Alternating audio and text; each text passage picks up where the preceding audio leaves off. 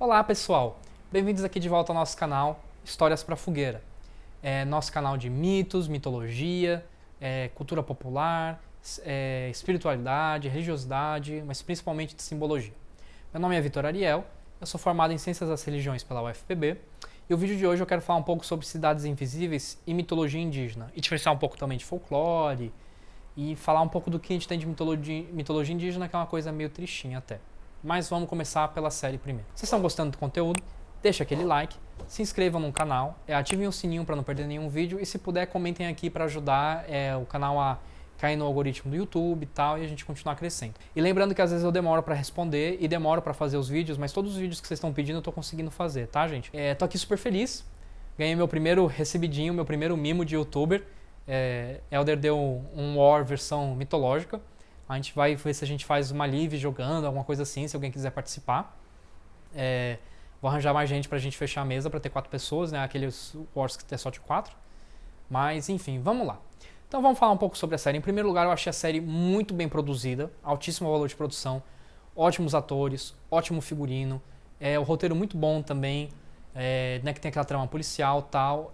Eu vou evitar falar spoilers. O único spoiler que vai ter é que eu vou falar quem é a criatura, né, e um pouco sobre ela, mas não vou fazer spoiler da trama. Vão ter spoilers leves, mas não assim do tipo, grava o vídeo, senão vocês vão perder a graça do negócio. E eu quero deixar uma coisa muito claro antes, que tipo assim, são criaturas folclóricas. Elas talvez sejam criaturas mitológicas, mas a gente não tem como ter certeza, que eu vou ter que fazer essa diferenciação depois. Uma outra coisa que eu queria elogiar muito a série é que ela é brasileira, tipo assim, eles não tentaram copiar um modelo meio americanizado, tipo assim, as comidas que aparecem são brasileiras, as casas são brasileiras, o jeito de se andar, de falar, os locais, as tretas, tudo, tipo assim, foi muito brasileiro, e eles podiam ter pecado nisso e ter feito uma coisa meio americanizada. Foi assim um pouco história policial de detetive, meio clichêzinha, mas foi uma série muito boa, eu fiquei muito bem impressionado quando eu assisti. Então o que eu pensei em fazer nesse vídeo? Eu pensei em pegar cada uma das criaturas folclóricas que aparecem, falar um pouquinho delas, de onde vem, de que cultura elas são, um pouco da simbologia, se tiver, e depois fazer essa diferenciação do que é mitologia indígena e o que é folclore brasileiro. Em primeiro lugar, a gente vai falar da Cuca, interpretada pela belíssima Alessandra Negrini.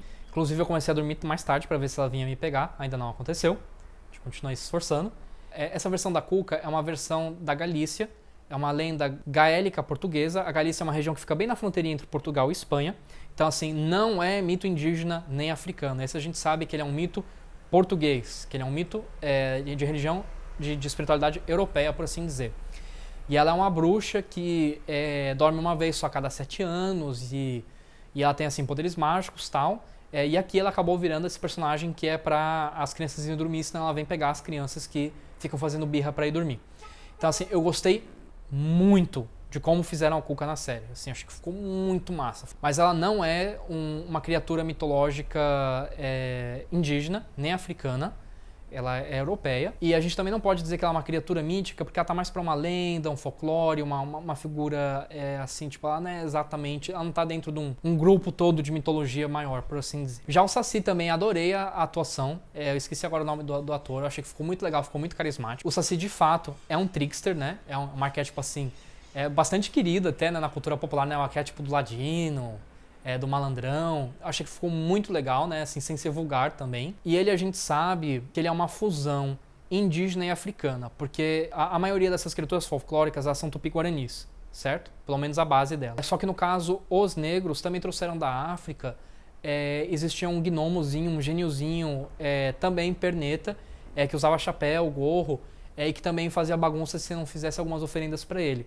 Então acabou tendo um sincretismo dessa versão negra e indígena que virou o Saci que a gente tem hoje. Mas ainda assim é difícil chamar de criatura mitológica, por isso que até que a gente chama de folclore. Eu vou explicar depois o porquê. De fato tem isso de que esse monte de coisa, né, de que ele vira as garrafas, faz a comida azedar, dá nó em pano, né? Ele é uma pequena criatura de acidentes domésticos, por assim dizer. Faz aquele tornado, tira as roupas do varal. E você tem outras criaturas que também fazem isso. Os celtas, eles têm uma espiritualidade gigantesca, depois eu vou fazer um vídeo sobre isso. E eles também têm uma série de espíritozinhos caseiros que, se você não apaziguar eles e respeitar eles, eles também, tipo, eles te azedam leite, fazem o teu forno apagar, né, e tem que recomeçar o fogo, isso dá muito trabalho, né, quem já tentou acender fogo sem nenhuma ajuda moderna vai saber o que é isso. Então, assim, é um arquétipo bastante comum. A gente não tem como saber como era o indígena e o africano, assim, puros, mega entre aspas, certo? Usando essa palavra com muito cuidado, mas a gente tem essa versão sincrética que vive até os dias de hoje. Depois aparece o Curupira, e esse é mais complicado. A gente sabe que existe essa criatura na mitologia tupi-guarani, mas a gente não sabe nada de qual posição ela ocupava. Assim, a criatura folclórica, com as releituras de hoje, protege as florestas, espanta os caçadores, etc, etc. Mas na mitologia tupi-guarani, a gente não sabe se era uma divindade, se era uma criatura boa, se era uma criatura ruim, quais eram as atribuições dela. O que sim é que assim que os portugueses... A gente tem certeza que ela é indígena, porque quando os portugueses chegaram, eles viam os índios fazendo oferendas para o Curupira, e aí eles transformaram num demônio, falaram que era demônio e tal, ainda mais, né, com a cabeça em chamas, imagina, foi prato cheio, né, para os padres jesuítas. Então foi muito, muito prontamente colocado com uma visão negativa de demônio, e aí depois teve essa reitura, né, com Monteiro Lobato e tal, em que essa coisa de proteger as florestas, né, que a gente ensina, todo mundo viu essas coisas na escola, né, mas a gente não sabe como era para os tupis guarani. Também muito massa a atuação do ator que fez o Curupira, gostei muito. Temos também a Yara, e ela de fato, antes inclusive existia um outro personagem que era masculino, que tinha esse mesmo arquétipo dela de atrair pessoas e depois afogar elas, certo? Isso se mantém.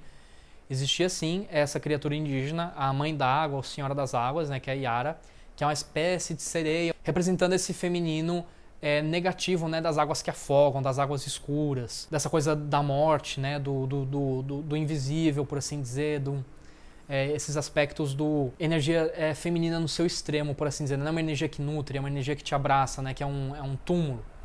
Essa é mais ou menos a leitura que a gente pode fazer dessa coisa do afogar.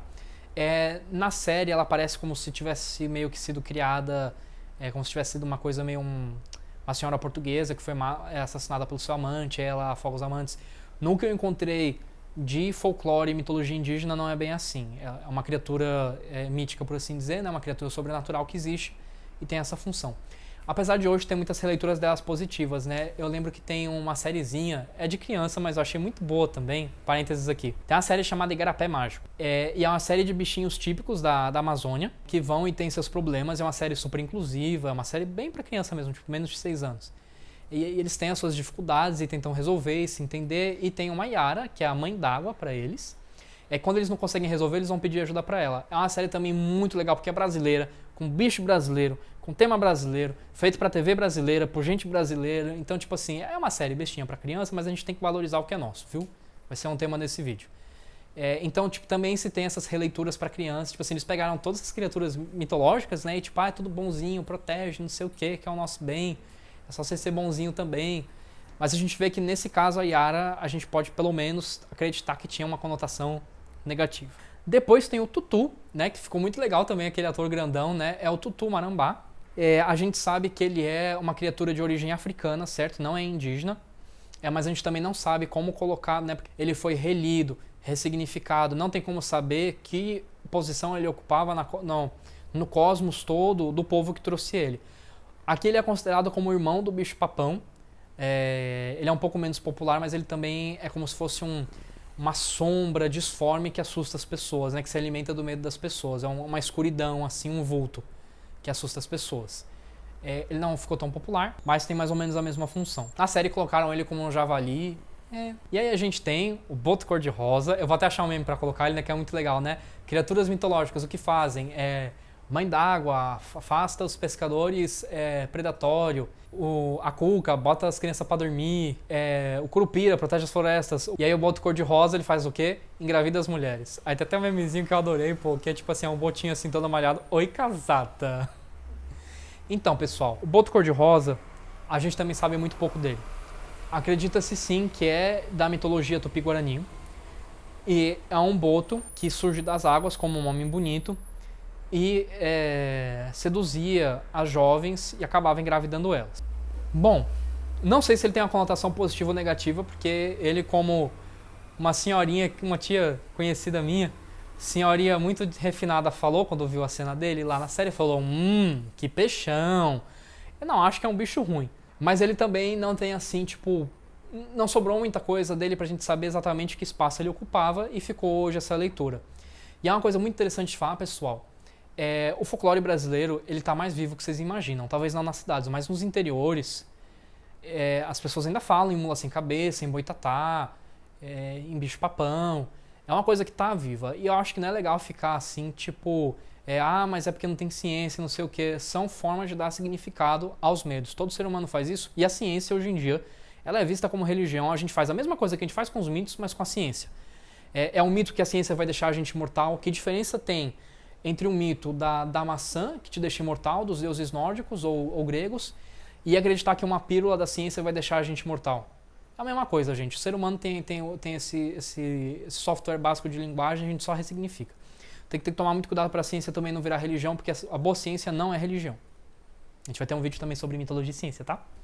E por fim, tem um corpo seco, que vocês vão adivinhar se é cristão, se é africano ou se é indígena. Quando uma pessoa faz um pecado muito grave, como por exemplo matar a própria mãe, matar o próprio pai, matar o irmão, e nem os céus, nem as terras, nem o diabo, nem Deus que é eles, aí ele fica ali no meio assombrando. Gente, isso é totalmente cristão, tá? Não é uma criatura indígena, não é uma criatura assim folclórica original, por assim dizer. É bastante cristão, um cristão bem místico, né? O cristão, eu acho esse cristão bem mais legal do que o protestantismo, pelo menos para estudar, né? Tem esse monte de criatura, de santo, de coisa. E aí chega na parte em que eu tenho a notícia boa e ruim para falar para vocês, que é o seguinte: quando vocês me pedem mitologia indígena, é muito complicado para mim, porque se tem, certo? Existem pessoas que se embrenham nas matas, vão morar nas aldeias, fazem compilações legais, tem um pouco de material. Só que esse material é muito fragmentado. A gente destruiu a mitologia indígena. Não tem. A verdade é essa. Os portugueses colonizadores acabaram com elas, ressignificaram, exterminaram. Ocorreu no Brasil uma coisa chamada etnocídio. A gente nunca mais vai recuperar isso, porque não tem. Eram tradições orais, não tem. A gente tem perdido por aí um artefato cultural aqui, ali, às vezes algumas pessoas se lembram do que o tataravô contava, mas a gente destruiu esse nosso patrimônio. Não tem mais. Só se fizer uma sessão de mesa branca, ressuscitar os índios da era colonial e eles contarem pra gente os mitos. Fica uma ideia interessante aí. Se tiver alguma pessoa que tem essas habilidades espirituais, por favor me chame que eu quero participar disso. Então, quando vocês falam em mitologia indígena assim como uma mitologia grega, uma mitologia nórdica, né, que é um sistema coeso, completo, a gente não tem. Não só nós, como muitas outras etnias perderam isso com o processo de colonização. Foi um processo violento, brutal. Não quero fazer um anacronismo aqui com minha cabeça agora ficar julgando, mas uma coisa que não pode se repetir. A gente tem que tomar cuidado com a globalização quando ela sai homogeneizando as coisas, porque senão mais vai se perder. Então, a gente tem esses ecos de mitologia indígena que a gente ressignificou e que virou folclore. Mas eu conheço pouquíssimos grupos indígenas que você tem, assim, tipo assim, você tem alguns mitos aqui e ali, tipo assim, uma pequena compilação de rituais, de tradições de mitos, mas você não tem, isso você tem em tribos africanas que ainda tem, que você consegue, né, tipo aqueles os piquineus, né, tipo assim, tem compilações de todo o sistema cosmológico deles. Mas com mitologia indígena praticamente não tem. A última vez que eu vi, assim, uma coisa bem completa, foi um cara que estava dando uma palestra num evento de mitologia, foi a semana da historiadores da religião, é o grupo mais importante de tudo, um dos mais importantes. E ele falou que ele estava indo numa tribo, estava para escrever um livro assim com vários mitos já, só que é uma coisa perdida, uma coisa que a galera inventa às vezes para cobrir. Hoje em dia é incrível como em todo lugar, né, não chega o SUS, não chega saneamento básico, mas tem uma igreja evangélica e tem gente catequizando, e aí é menos chance ainda de sobreviver às coisas. Então eu não quero assim ficar uma coisa muito derrotista, tá? Não estou dizendo que não tenha, existem sim algumas compilações aqui e ali, mas uma coisa estruturada, bonitinha, se perdeu, gente. Isso é um fato. A gente sabe algumas coisas sobre como eram os indígenas na época, vistos pelo olhar dos portugueses, né? Então um olhar bastante preconceituoso. A gente sabe algumas coisas que eram comuns a diversos grupos. Vai ter vídeo disso sim, tá, gente? Não estou dizendo que não vai ter. Mas não esperem que eu consiga fazer uma coisa como com mitologia grega, nórdica, porque não tem fácil. São livros raros de conseguir, porque tipo, é uma coisa que só estudiosos de mitologia indígena compram e trocam entre eles. É uma coisa fragmentada, uma coisa que a gente perdeu. Então tem que tomar cuidado para não perder mais. Então quando eu vi essa série, eu queria ver logo que lançou, mas eu tinha outras coisas para fazer. A gente tem que manter isso vivo porque é patrimônio nosso sim, e é legal. O nosso saci não é menos que aqueles duendezinhos islandeses não. Irlandeses não, o saci é massa. Boitatá é massa, a cuca é muito massa. Até a que vira jacaré, pô. Imagina, olha só. O brasileiro, no meio da pandemia, fez meme da cuca por causa da vacina, pô, com o discurso do negócio, gente. Tipo assim, isso é uma riqueza que a gente tem de espírito e que a gente não pode perder. Então, assim, assistam a série, vejam se vocês gostaram. É uma série muito boa, além de tudo isso, é muito boa. Não deixem nosso folclore morrer também. Vamos conhecer mais, vai ter vídeo também sobre isso também aqui no canal. Vai ter vídeo sobre tudo no canal, né? Eu vou estar velho e ainda vou fazer um vídeo sobre isso. Mas também a gente tem que saber que são ecos que foram lidos e ressignificados, muito mais até que as mitologias africanas que a gente tem. Porque ainda tem a África, né, pra gente comparar. Agora o indígena não tem mais. A gente matou. E continua matando, né, até hoje. No momento que esses vídeos estão sendo gravados, está tendo várias crises lá na Amazônia de gente expulsando indígenas de suas terras para criar gado e garimpar ouro.